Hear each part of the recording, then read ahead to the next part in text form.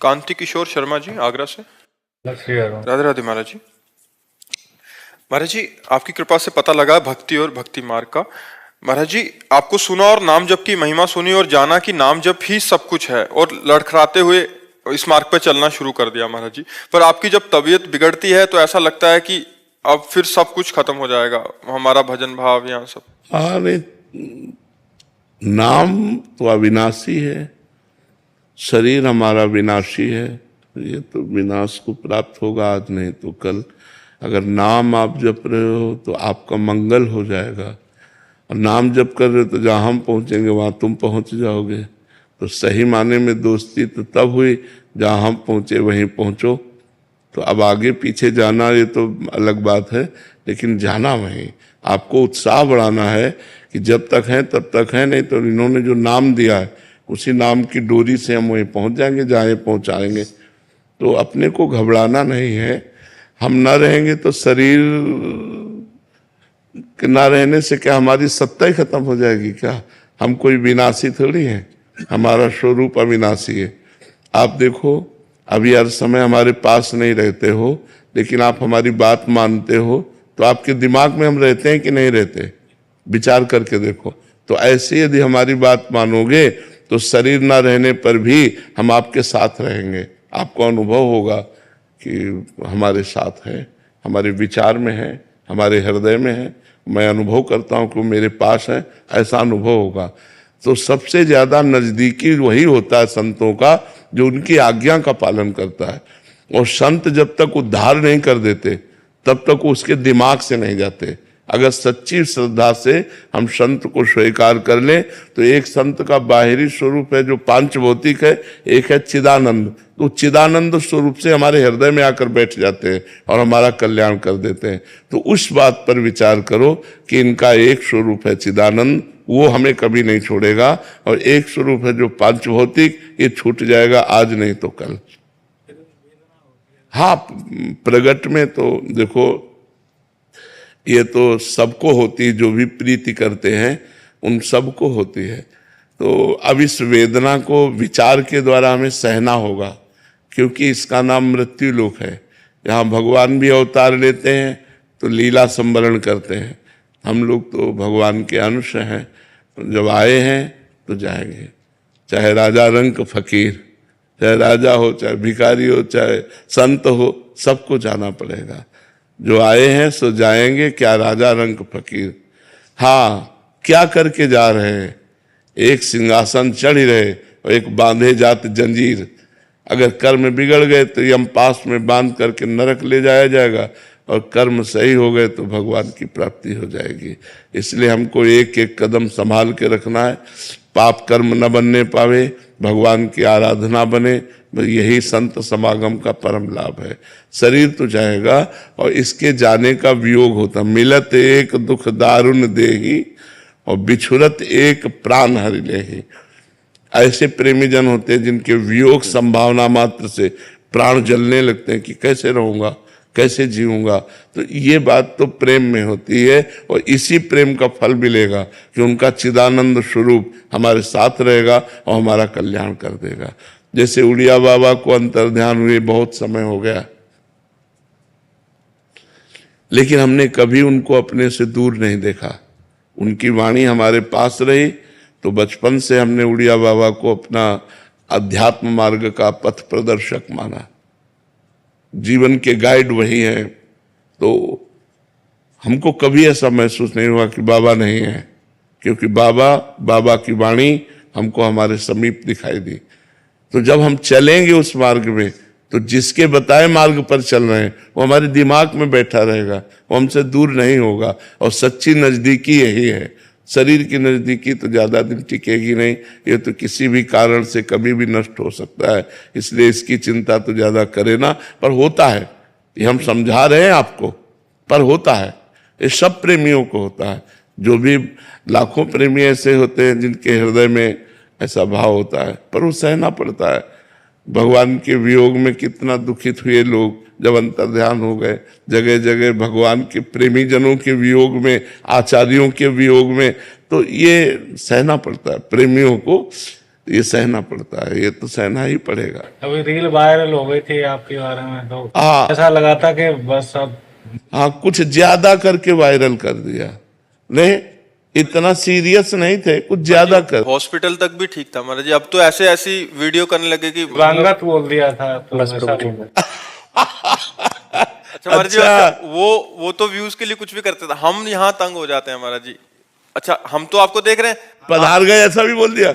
ऐसे महाराज जी बहुत सारी रील, मतलब अपने व्यूज के चक्कर में कोई भी ऐसा कुछ भी कर रहा है महाराज, जिससे क्या होता है महाराज जी, ऐसा उनको, लोगों को जो ऐसे वीडियो बनाते हैं उनको समझना चाहिए अपराध है, मतलब भागवतिक अपराध है। जैसे हजारों लोग दुखी हुए तो उस दुख का कारण आप बने ना, फिर आपको भोगना पड़ेगा। व्यूज रुपया दे सकता है लेकिन अपराध से मुक्त नहीं कर सकता है। ये भाव का खेल है, इसमें गेम नहीं खेलना चाहिए महाराज जी। बहुत ज्यादा ऐसे हॉस्पिटल तक तो ठीक, फिर भी बट वो अच्छा पूरी ऐसी झांकी बनाई है, फोटो एक लगा रहे हैं फिर आपकी लगा रहे हैं, ऐसे करके पूरी एडिटिंग इतनी तगड़ी वाली किया हुआ है कि कोई भी सत्य मान लेगा महाराज। उससे क्या होता है महाराज जी, बहुत सारे भक्त, उससे जो भक्तों के हृदय में दुख पहुंचता है, उसके परिणाम में ऐसा जो करता है उसको अच्छा नहीं रहता, उसके लिए वो दुखदायक हो जाएगा।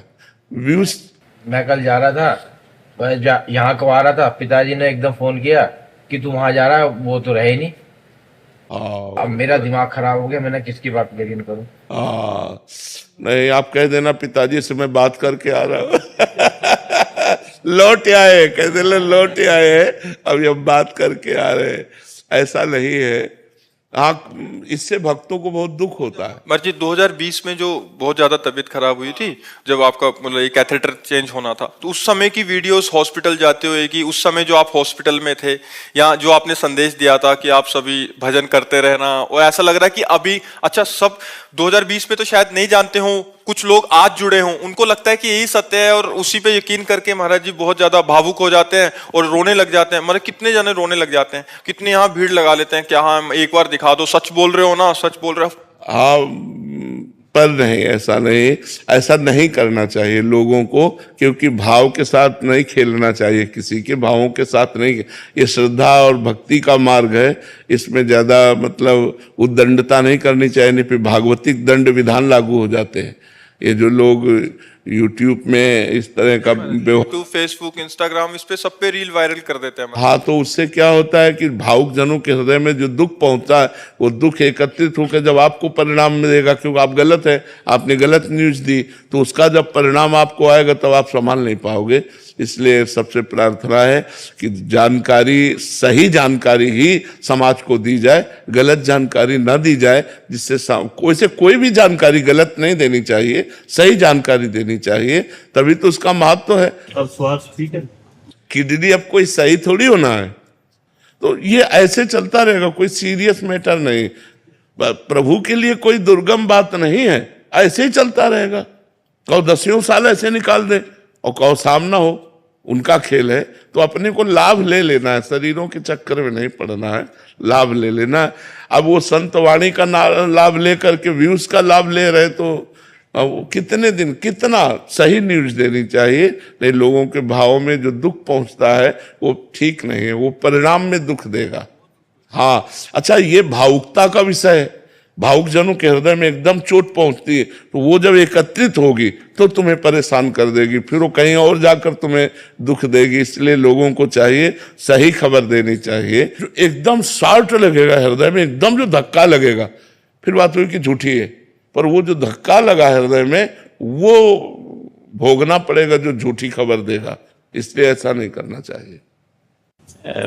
मुझे स्मरण आ रहा हो, एक बार आप ज्ञानगुदरी में अपनो स्थान है, कहा कहूँ छवि आज की भले बने हो नाथ, तुलसी मस्तक जब नभे धनुष मान लो हाथ। तो वो स्थान ज्ञानगुदरी में,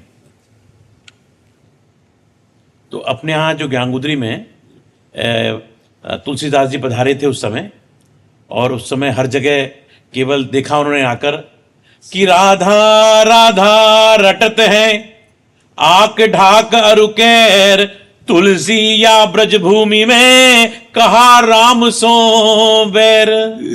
मेरे राम से बैर है यहाँ पर, इस भेद को मिटा के रख दूंगा। भगवान से प्रार्थना की, कहा कहूँ छवि आज की भले बने हो नाथ, तुलसी मस्तक जब न बह धनुष बाण लियो हाथ। तुरंत भगवान जो हैं कृष्ण राम रूप में प्रकट हो गए। एक छोटी सी घटना और घटी, 1 मिनट ले लूं। जब नाभादास जी ने भक्तमाल की रचना कर दी, करने के बाद उसका विमोचन करने के लिए उस स्थान पर आए ज्ञानगुदरी में, और उन्होंने एक झरा भंडारा किया। सब लोग पधारे, गोस्वामी तुलसीदास जी भी पधारे। चूंकि आने में थोड़ी देरी हो गई थी, उसी स्थान की बता रहा हूं मैं आपको, और वो थोड़ा सा देरी से पीछे आकर बैठ गए। मालपुआ सूखा आइटम था, हाथ में ले लिया। लड्डू था, हाथ में ले लिया। अब बोले खीर काय में लें, पात्र था नहीं। तो उन्होंने देखा एक संत की जूती रखी थी, उन्हें जूती उठाई, इसमें डाल दो। तो डालने वाले ने कहा, छी राम राम, कैसा साधु है, जूते में खीर लेता है। उसने तो ये कहा कि जूते में खीर लेता है। गोस्वामी जी के मुंह से बरबस एक दोहा निकला कि तुलसी जिनके मुखन ते धो क्यों निकसत राम, तिनके पग की पग तरी मेरे तन को चाव। भगवान के नाम जापक की पग की, बिल्कुल। और भगवान की अपूर्व कृपा है। और मैं तो ये मानता हूं कि भगवान शंकर ही गोपी के रूप में आए यहां पर। महादेव जी ने काशी से भेजा है। हाँ जी, काशी से भेजा है। और जिस समय भगवान महादेव जब विष ग्रहण करने लगे, तो जैसे ही विष मुंह में रखा, तो विष ने कहा मुंह में रखूंगा। भोलेनाथ ने कहा ना, मुख में नहीं रखूंगा। बोले क्यों? मुख में ठाकुर का नाम है। और जैसे ही कंठ पे आया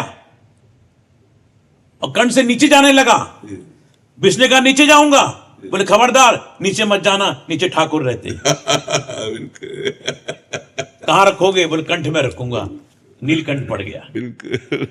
आप आनंद आ गया, आनंद आ गया, आनंद आ गया। सबको बहुत बहुत। विरह में बाबरी कर दे बसुरिया उसको कहते हैं, पड़ी रहती है कांधे पर कमरिया उसको कहते हैं, जिगर के पार हो जाए नजरिया उसको कहते हैं, जो करे प्यार राधा से समरिया उसको कहते हैं। श्री राधा, श्री राधा।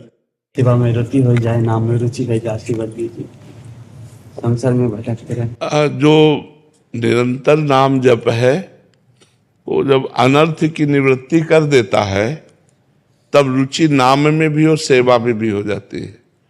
तो नाम को ही हम अधिक पकड़े, तो नाम से ही जो हमारी विक्षेप है वृत्तियों में, वासनाओं का, वो जब नाश हो जाता है, तो भगवान में प्रीति हो जाती है, उनकी सेवा में रुचि हो जाती है।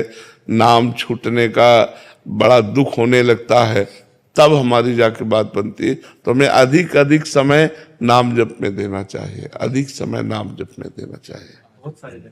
दीनदयाल शर्मा जी करनाल से। श्री हरिवंश गुरुदेव महाराज जी, इस शरीर के पिताजी पंडित जी हैं। लोग बहुत प्रकार का दान भी करते हैं, धन का दान, अन्न का, कच्चा पक्का, सभी प्रकार का दान। महाराज जी, भजन का जो भी प्रयास बन पाता है आपकी कृपा से, वो तो सब खर्च ही हो जाता होगा। मन बहुत व्यतीत, बहुत तो इसे बच्चा बहुत खतरनाक खेल है। अब ब्राह्मण लोग तो करते ही हैं, ब्राह्मणत्व का, ब्राह्मण का कार्य है अध्ययन करना, अध्यापन, यज्ञ करना, यज्ञ कराना, दान लेना, दान देना, ये सत्कर्म ब्राह्मण के हैं। पर ये जो पुरोहित कर्म है, इसमें अगर असावधानी की जाए तो ये पतन का कारण भी बन जाता है, क्योंकि ग्रहों, नक्षत्रों, सबका दान पुण्य होता है और हमने अनुष्ठान पूरा नहीं किया, सांगोपांग, जजमान तो जानता नहीं, तो अपराध ही हमें लगेगा। तो बहुत ऐसा होता है कि पंडित जी जल्दी निपटाओ, तो जल्दी निपटावे में जब जजमाने कह रहा है तो नहीं, आप दूसरे पंडित से करा लीजिए, मैं नहीं करूँगा। जो सांगोपांग शास्त्रीय अनुष्ठान है वही करूँगा, और उसके अनुसार जो आप भेंट दे देंगे वो ले लूँगा। अगर अनुष्ठान में आप, तो मैं नहीं करूँगा। ऐसा कौन बोलता है? बोले अभी निपटाया, मंत्र भी पूरा नहीं हुआ, चावल चढ़ाओ, जल छिड़को, ऐसे। तो वो जो अर्थ आएगा वो कहीं ना कहीं हमारे लिए मतलब बुद्धि में फर्क डाल देगा। तो जो पांडित्य कर्म में धन आता है, इससे लोभ प्रवृत्ति और बढ़ती है। यदि हम उसका दशांश दान करें। जैसे 100 रुपया हमें किसी ने दान किया और 10 रुपया एक गोलक में डाल दिए, फिर 100 रुपया है तो 10 रुपया डाल, और जब वो 100 रुपया हुए तो किसी गौशाला में दे दिया, तो बात बन सकती है। ऐसा करना चाहिए, पर प्राय ऐसा नहीं करते। तो हमें लगता है अगर उपरोहित कर्म करे तो सांगोपांग अनुष्ठान करे, और जो दक्षिणा मिले उसका दशांश भगवत कार्यों में खर्चा करे। खुद भगवान का उत्सव करे, संत समागम करे, संतों को भोजन पावे, गौ सेवा करे, ऐसे धर्मार्थ कार्य करने चाहिए, तो नाम जप में उन्नति होगी। नहीं तो फिर वो बुद्धि धीरे धीरे लोभ ग्रसित हो जाती है। ऋषि मुनि सब अनुष्ठान कराते रहे हैं, और ये ब्रह्म ऋषियों का कार्य है करवाना, पर वो अनुष्ठान में चूक कर देते हैं कि जो अनुष्ठान जितना जैसे होना चाहिए सांगोपांग नहीं हुआ, हमने दक्षिणा ले ली, तो वो दक्षिणा हमारी बुद्धि को दूषित कर देगी। इसलिए बहुत संभल के। जैसे कच्चा अन्न भी आता है और धनराशि भी आती है, तो धनराशि तो चलो आपने बताया ही है, उसमें से हम कच्चा अन्न भी आता है पक्का। हाँ, तो रोटी बनाओ, 5 रोटी निकालो, 1-2 रोटी छत में तोड़ के डाल दो कौवा के लिए, 1-2 रोटी गाय को खवा दो, 1-2 रोटी कुत्ते को खवा दो, हो गया। जैसे हम उसका विभाग करते, 5 रोटी बनाओ, जहाँ 50 रोटी बनती 5 रोटी निकाल लिया, 1 पक्षियों को डाल दिया, 1 कुत्ते को डाल दिया, 2 गाय को पवा दिए, और कभी कोई संत महात्मा अतिथि आ गए उनको पवा दिए, ऐसे कर दिए। करना चाहिए, उसका हिस्सा बांटना चाहिए, आए हुए दान का हिस्सा बांटना चाहिए।